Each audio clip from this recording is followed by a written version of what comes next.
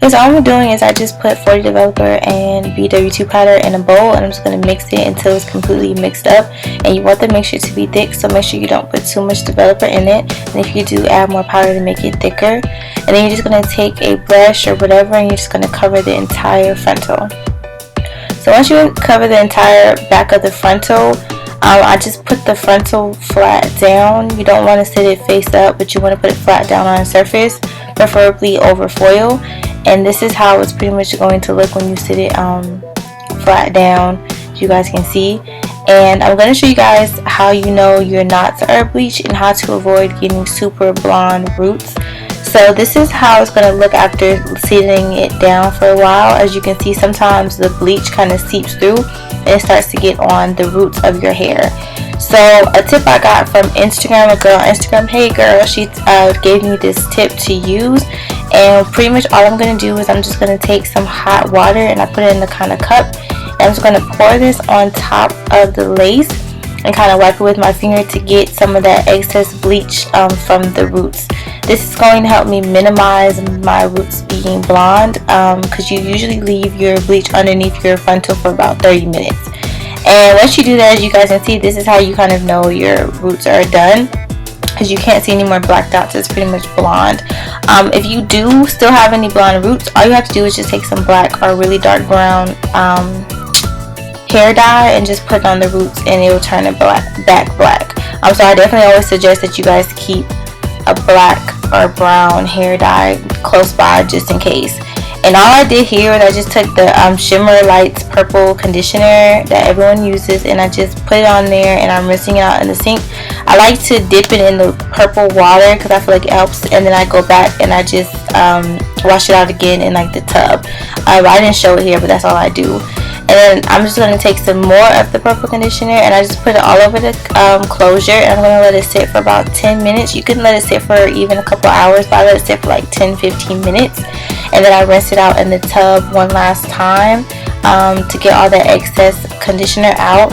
And then once you rinse it all the way out, this is the look you're going to get. Excuse my nails, I have like purple dye all in it from the conditioner, but yeah, this is how it looks when it's all washed out. As you guys see, it looks so natural, like it literally looks like a scalp. So that is how you get perfectly bleached knots. So now we're going to get to making the wig. So this is my dream adjustable cap, and I just put plastic bags underneath it to stretch it out.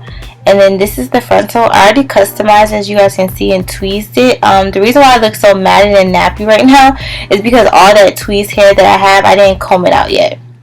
I literally will comb it out and brush it out once I install the hair. So that's why it looks like that. No, the hair isn't bad quality. It just has a whole bunch of hair just hanging out of it. So when you're making your frontal wig, this is a mistake that I always do. I used to line up my frontal like where the hair started at with the cap. Don't do that. What I'm going to do is, you guys see, I'm going to pull the frontal all the way down. So you'll kind of see what I mean in a second. So I just like pulled it all the way over. I pulled the frontal down all the way in the front, and I pulled the remaining side like flaps over, and I just pinned it with a little thumbtack. And then I pulled the other side over where I'm going to start sewing. So you can see I left just enough left, and I'm going to pull it over, and you can see the flap is going to be the only thing that's going to be really attached in the back of the frontal. So the only thing I'm going to have left over after I pulled it down is just the flap on the side and the back of the frontal. So you're just going to, when you start sewing, you're just going to sew the little flat part on the side.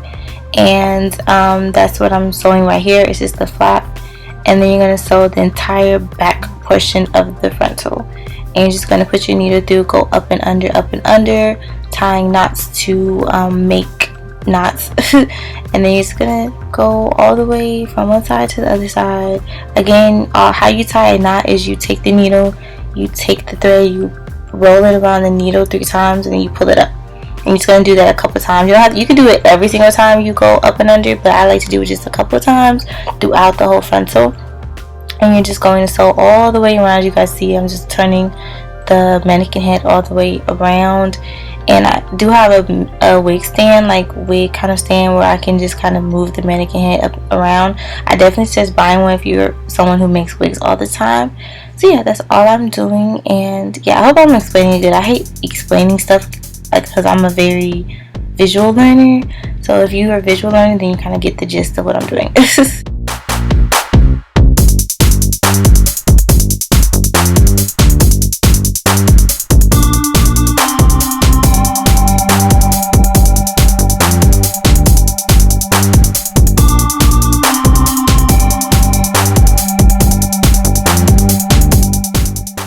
Okay, so I'm about to start sewing down my bundles. So I'm going to show you guys, this is really, really important, how you're going to sew it.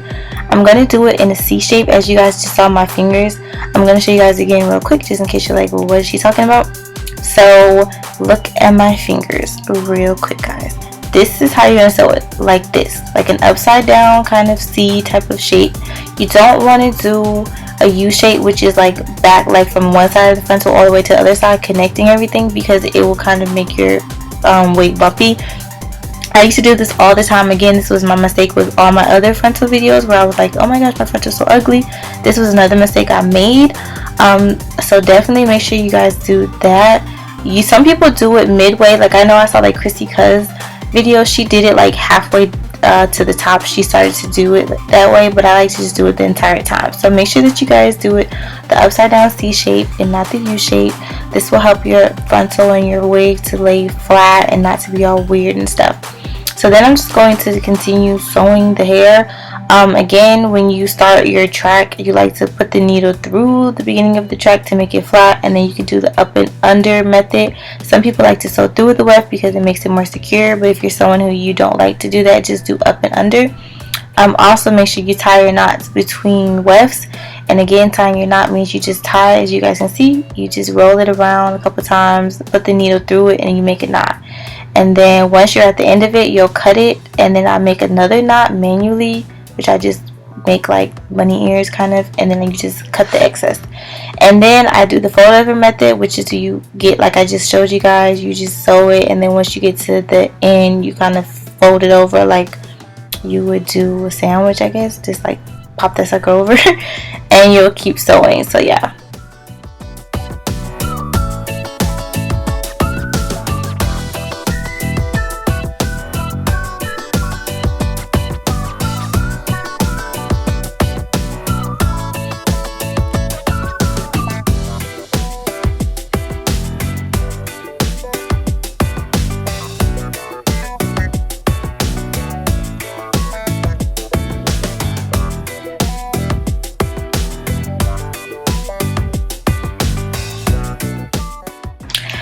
So all I'm going to do is just cut the little twisty part. I do this at the end of every like bundle.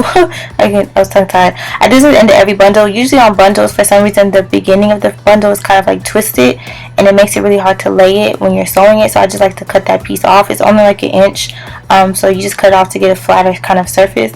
And this is how it'll look when you're done. And you're just going to continue doing this until the whole entire unit is filled up with hair.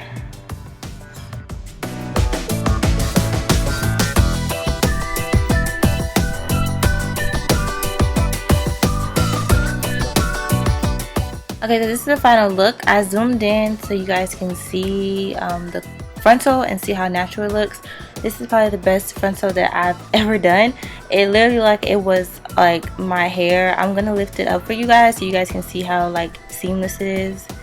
Bam, it looks so good. So yeah, again, this wasn't like a super tutorial, it was just like a show and tell. So I hope that you guys enjoy. This is the final look, and thanks so much for watching.